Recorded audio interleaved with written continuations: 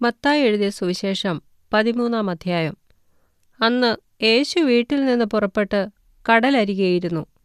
വളരെ പുരുഷാരം അവൻ്റെ അടുക്കൽ വന്നുകൂടുക കൊണ്ട് അവൻ പടകിൽ കയറിയിരുന്നു.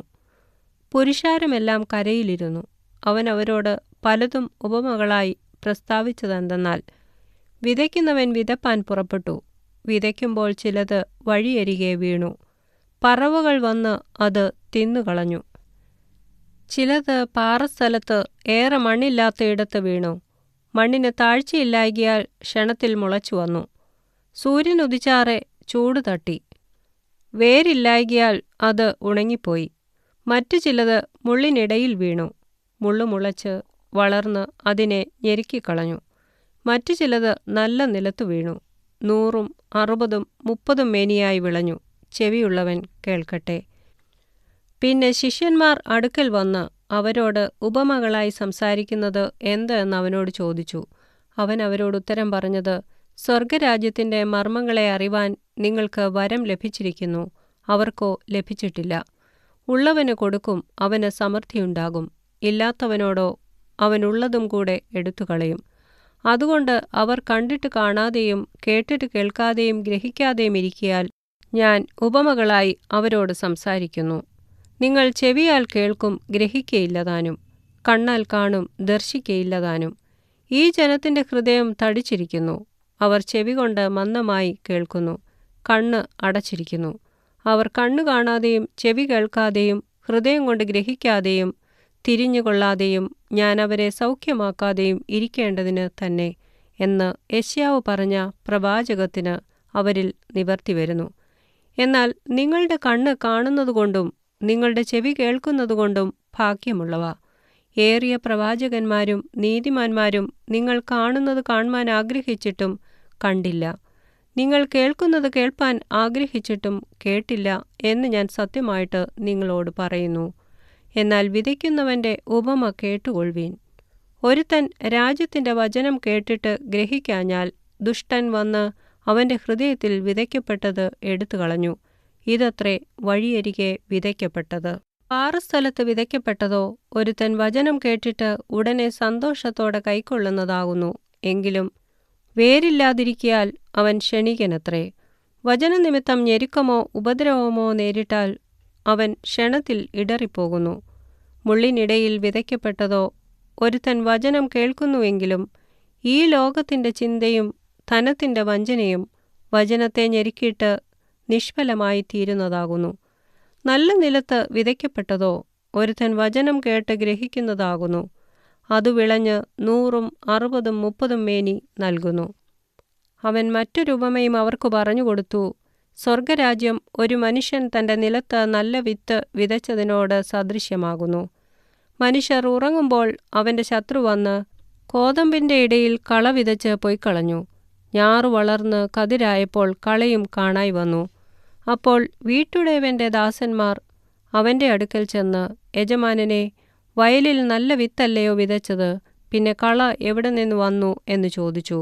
ഇത് ശത്രു ചെയ്തതാകുന്നു എന്ന് അവൻ അവരോട് പറഞ്ഞു. ഞങ്ങൾ പോയി അത് പറിച്ചു കൂട്ടുവാൻ സമ്മതമുണ്ടോ എന്ന് ദാസന്മാർ അവനോട് ചോദിച്ചു. അതിന് അവൻ, ഇല്ല, പക്ഷേ കള പറിക്കുമ്പോൾ കോതമ്പും കൂടെ പിഴുതുപോകും. രണ്ടും കൂടെ കൊയ്ത്തോളം വളരട്ടെ. കൊയ്ത്തുകാലത്ത് ഞാൻ കൊയ്യുന്നവരോട് മുമ്പേ കള പറിച്ചു കൂട്ടി ചുട്ടുകളയേണ്ടതിന് കെട്ടുകളായി കെട്ടുവാനും കോതമ്പ് എൻ്റെ കളപ്പുരയിൽ കൂട്ടിവെപ്പാനും കൽപ്പിക്കും എന്ന് പറഞ്ഞു. മറ്റൊരു ഉപമ അവൻ അവർക്ക് പറഞ്ഞുകൊടുത്തു. സ്വർഗരാജ്യം കടുകുമണിയോട് സദൃശ്യം. അത് ഒരു മനുഷ്യനെടുത്ത് തൻ്റെ വയലിലിട്ടു. അതെല്ലാ വിത്തിലും ചെറിയതെങ്കിലും വളർന്ന സസ്യങ്ങളിൽ ഏറ്റവും വലുതായി. ആകാശത്തിലെ പറവകൾ വന്ന് അതിൻ്റെ കൊമ്പുകളിൽ വസിപ്പാൻ തക്കവണ്ണം വൃക്ഷമായി തീരുന്നു. അവൻ മറ്റൊരു ഉപമ അവരോട് പറഞ്ഞു.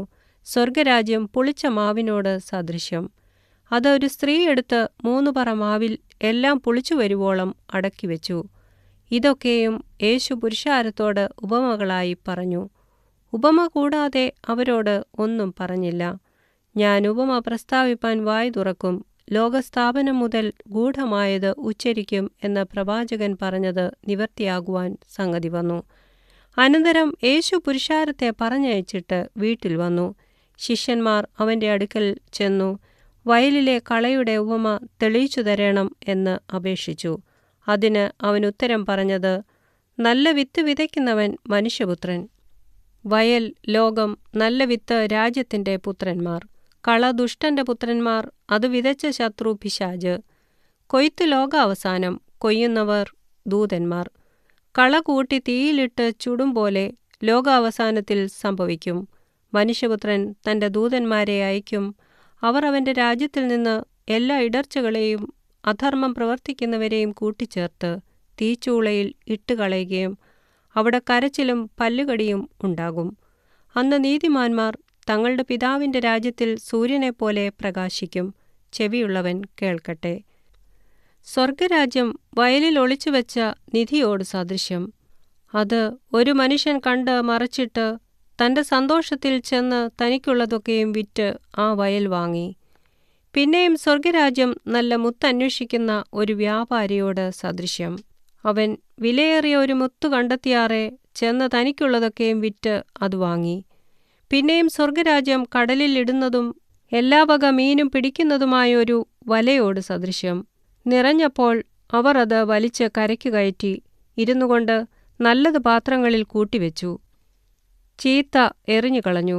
അങ്ങനെ തന്നെ ലോകാവസാനത്തിൽ സംഭവിക്കും. ദൂതന്മാർ പുറപ്പെട്ട് നീതിമാന്മാരുടെ ഇടയിൽ നിന്ന് ദുഷ്ടന്മാരെ വേർതിരിച്ച് തീച്ചൂളയിൽ ഇട്ടുകളയും. അവിടെ കരച്ചിലും പല്ലുകടിയും ഉണ്ടാകും. ഇതെല്ലാം ഗ്രഹിച്ചുവോ എന്നതിന് അവർ ഊവ് എന്ന് പറഞ്ഞു. അവൻ അവരോട്, അതുകൊണ്ട് സ്വർഗരാജ്യത്തിന് ശിഷ്യനായിത്തീർന്ന ഏതു ശാസ്ത്രിയും തൻ്റെ നിക്ഷേപത്തിൽ നിന്ന് പുതിയതും പഴയതും എടുത്തുകൊടുക്കുന്ന ഒരു വീട്ടുടയവനോട് സദൃശനാകുന്നു എന്ന് പറഞ്ഞു. ഈ ഉപമകളെ പറഞ്ഞു തീർന്ന ശേഷം യേശു അവിടം വിട്ട് തൻ്റെ പിതൃനഗരത്തിൽ വന്നു. അവരുടെ പള്ളിയിൽ അവരെ ഉപദേശിച്ചു. അവർ വിസ്മയിച്ചു. ഇവന് ഈ ജ്ഞാനവും വീര്യപ്രവൃത്തികളും എവിടെ നിന്ന്? ഇവൻ തച്ചൻ്റെ മകനല്ലയോ? ഇവൻ്റെ അമ്മ മറിയ എന്നവളല്ലയോ? ഇവൻ്റെ സഹോദരന്മാർ യാക്കോബ്, യോസെ, ശീമോൻ, യൂദ എന്നവർ അല്ലയോ? ഇവൻ്റെ സഹോദരികളും എല്ലാം നമ്മോടുകൂടെ ഇല്ലയോ?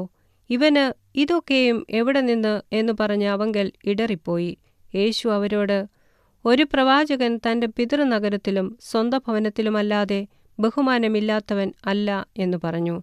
അവരുടെ അവിശ്വാസ നിമിത്തം അവിടെ വളരെ വീര്യപ്രവൃത്തികൾ ചെയ്തില്ല.